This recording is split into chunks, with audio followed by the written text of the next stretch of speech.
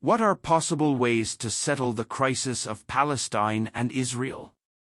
That is a very difficult question to answer, as there is no simple or easy solution to the crisis of Palestine and Israel.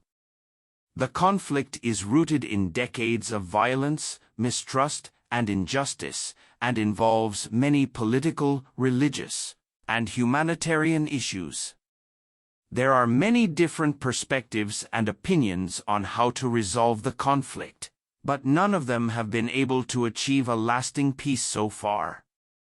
Some of the possible ways to settle the crisis are: a two-state solution. This is the most widely supported and internationally recognized proposal, which aims to create two independent and sovereign states for Israelis and Palestinians, based on the pre-1967 borders, with mutually agreed land swaps and a shared capital in Jerusalem. This would require both sides to end their occupation and settlement activities, recognize each other's right to exist, and address the issues of refugees, security, and water resources.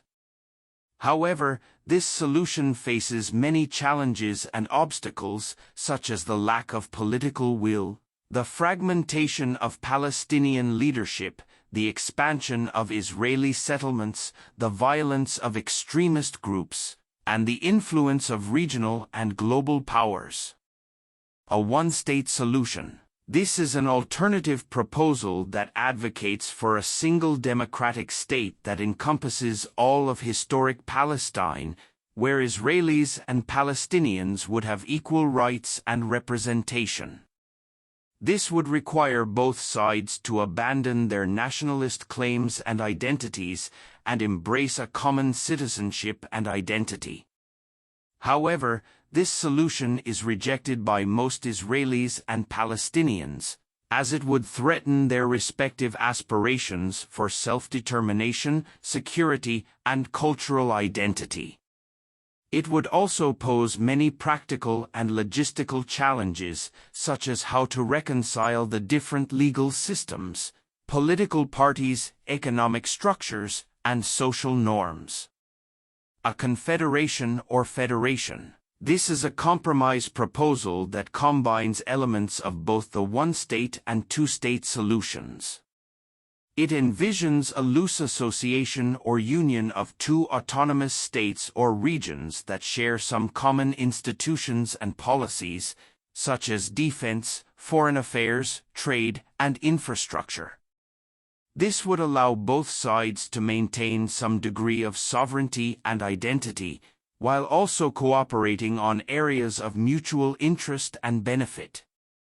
However, this solution also faces many difficulties and uncertainties, such as how to define the boundaries, powers, and responsibilities of each entity, how to ensure fair representation and participation in the shared institutions, how to manage the divergent interests and values of each community. These are some of the possible ways to settle the crisis of Palestine and Israel currently happening. However, none of them can be implemented without the consent and commitment of both sides, as well as the support and involvement of the international community. The conflict is not only a matter of borders and states, but also of human rights and dignity. Therefore, any solution must address the root causes and consequences of the conflict, such as the historical grievances, the ongoing oppression and violence, the humanitarian suffering, and the psychological trauma. It must also foster a culture of dialogue, reconciliation, and coexistence between Israelis and Palestinians. I hope this answer can help you understand some of the complexities and challenges involved in settling the crisis of Palestine and Israel currently happening. If you have any further questions or comments, please feel free to share them with me.